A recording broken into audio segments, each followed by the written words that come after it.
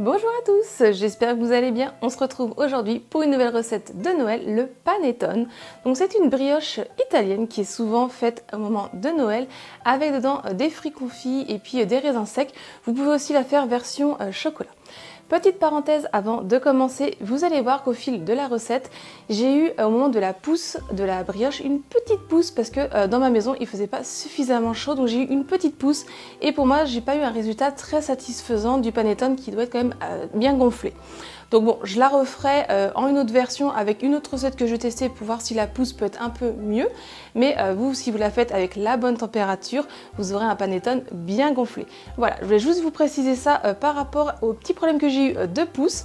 Et donc je vous ferai sûrement une autre recette, le panettone aux pépites de chocolat, avec une recette différente et par chance une meilleure pousse. Avant de commencer, si vous aimez ma chaîne, pensez à vous abonner et activer la petite cloche pour ne pas louper les prochaines recettes.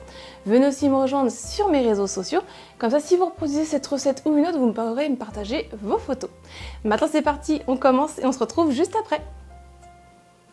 Il vous faut pour le levain 110 g de farine T45, 2 sachets de levure boulangère sèche, 8 cl de lait. Pour la pâte, 400 g de farine T45, 170 g de beurre, 155 g de sucre, 4 œufs plus un jaune, les graines d'une gousse de vanille ou 2 graines de vanille sèche ou de l'arôme, 3 g de sel, 100 g de raisins secs et 100 g de fruits confits. Je commence dans un petit peu d'eau par venir y mettre mes raisins secs pour les réhydrater et j'y ajoute 2 cuillères à soupe de rhum, donc c'est facultatif, vous pouvez juste les réhydrater dans de l'eau. Et ensuite on va les laisser de côté le temps de faire tout le reste de la recette à réhydrater. Je viens prendre mon lait que j'ai fait un peu tiédir et je viens y ajouter mes 2 sachets de levure dedans. Je vais venir mélanger un petit peu de temps en temps et puis je vais laisser de côté agir pendant 10 minutes.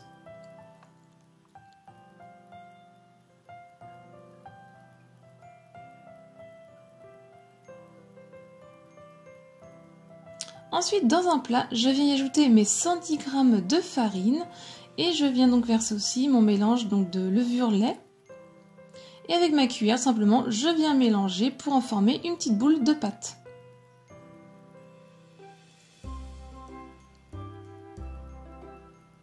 Une fois que notre boule est formée, je vais pouvoir prendre le film alimentaire et recouvrir le plat du film alimentaire.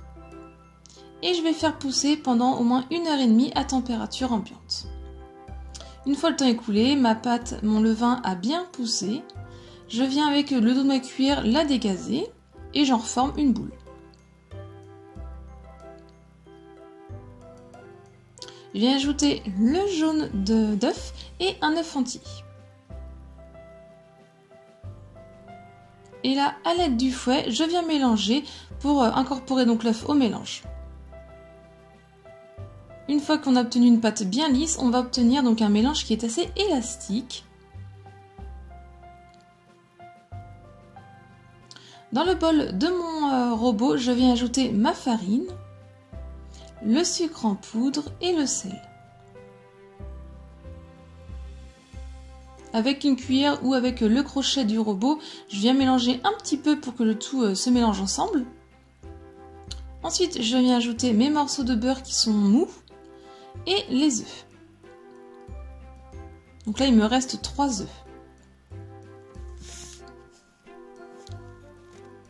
J'y ajoute donc les graines de la vanille qui est en petit pot, ou sinon les graines de la gousse de vanille ou une cuillère à café d'arôme de vanille. J'y ajoute mon levain. Et je vais venir donc avec le crochet du robot pétrir à petite vitesse. Donc pour ma part, mon robot, je pétris à 2. Et on va pétrir pendant au moins 10 à 15 minutes, le temps que le mélange devienne élastique et se décolle légèrement de votre crochet. Une fois que c'est fait, au bout de 10-15 minutes, on va pouvoir venir ajouter les fruits confits et les raisins qui ont été égouttés. Et je vais pouvoir remélanger à ma vitesse 2, un tout petit peu, juste le temps que les fruits confits et le raisin s'incorporent. Une fois que c'est incorporé, on arrête de mélanger. Il ne faut pas mélanger trop longtemps.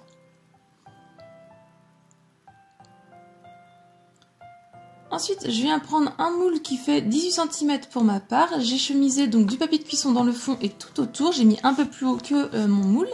Et je viens simplement verser toute ma pâte dedans. Donc après on la répartit bien dans le moule. Et on va la faire pousser pendant 5 à 6 heures à température ambiante. Une fois qu'elle a poussé, donc là vous voyez pour ma part elle a poussé un tout petit peu, je viens prendre un œuf entier que j'ai battu et je viens avec un pinceau badigeonner le dessus. Et je fais cuire 40 à 55 minutes à 180 degrés, le four préchauffé à l'avance. Si ça dort trop vite, vous mettez une feuille de papier de cuisson au-dessus pour que ça dort un peu moins vite et que ça cuise tranquillement. Une fois cuit, on attend quelques minutes, on le laisse refroidir et ensuite on va pouvoir venir le démouler et le laisser entièrement refroidir sur une grille.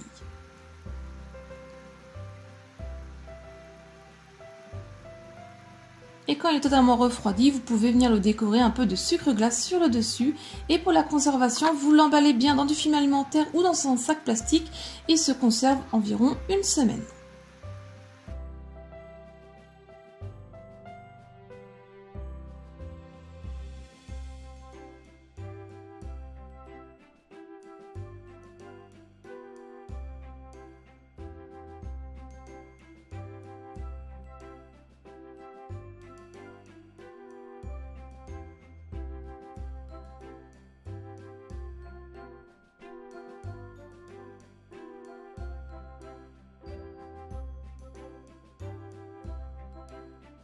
La recette est terminée, j'espère que ça vous a plu. Si c'est le cas, je compte sur vous pour mettre un petit j'aime.